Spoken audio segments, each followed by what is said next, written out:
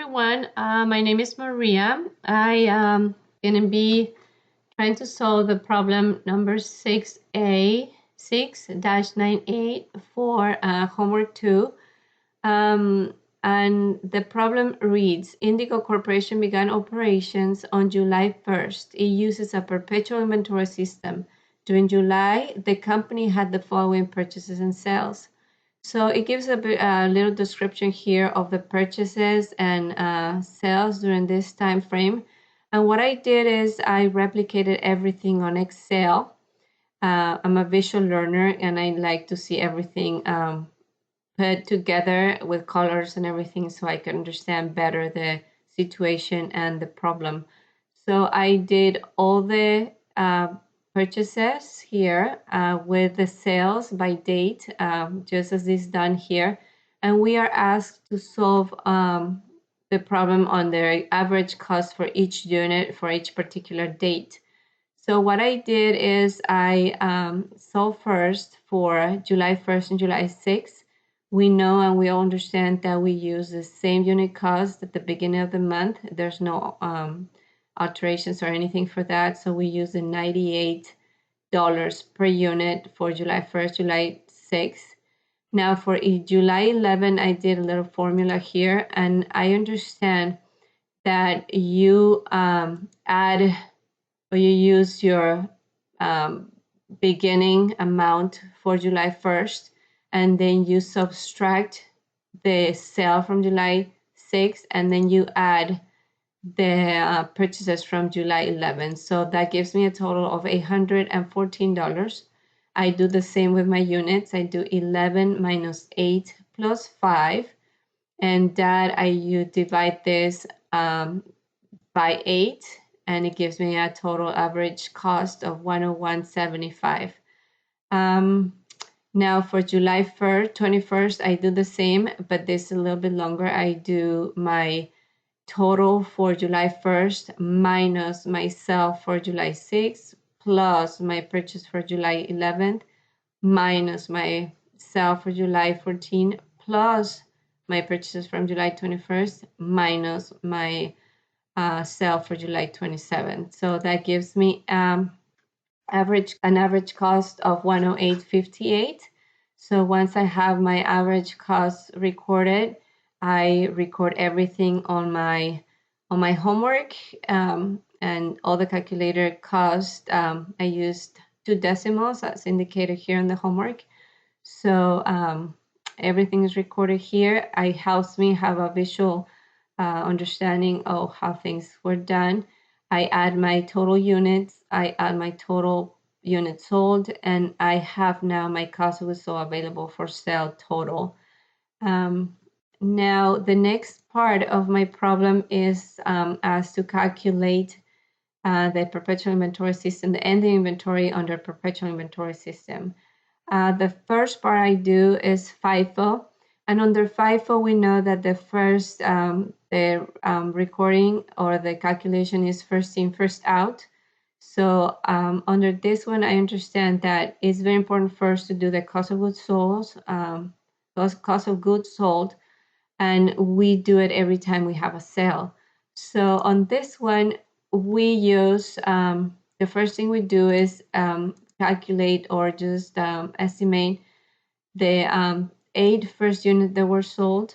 I used 8 units from July 1st transaction that purchased. So those ones are $98.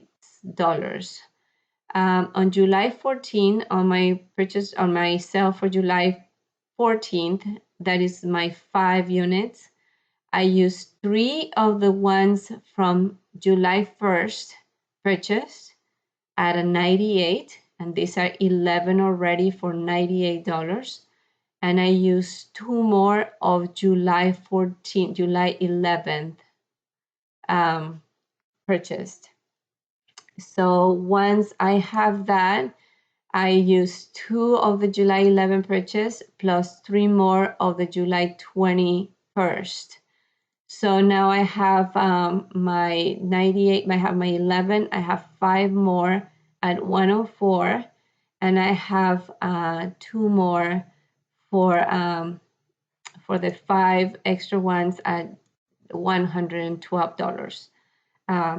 So this is my 11 first at 98, but I sold 8 and then I sold 5 more, and this is 5 more that I sold at different cost. So once I have that, I multiply 8 units by 98 the cost, I get my totals. I added all together, and this is my cost of goods sold. And then to calculate the ending inventory, I will deduct the cost of goods sold available for sale minus the cost of goods sold, and I get my ending inventory. Now for LIFO, I will just use my most recent purchases, which will be my July 21st. So I did the purchases here and I did the record of the sales. I understand a little bit better again, trying to put everything in perspective. So I use 5 of the units at $112. I don't care much about the leftovers because, again, it's the last in, first out under perpetual inventory system. That's the way it works. I used 5 at 104 and I used 8 at $98. So once I do that, I calculate, I multiply everything. My cost of goods sold is $18.64, and I subtract that from my cost of goods sold available for sale, and I get my ending inventory. So once I have that, I record everything. And now for the average cost, I do all my sales, and I use my average cost, the ones that I calculated prior to doing the other 2 problems, and I use my sell unit multiplied by the average cost. So 8 times 98, 5 times 101.75, and 5 times 108.58. So I have all the records of the 3 sales. I multiply, I add, I subtract again my cost of goods sold minus the cost of goods sold available for sale. I cost my cost of ending inventory.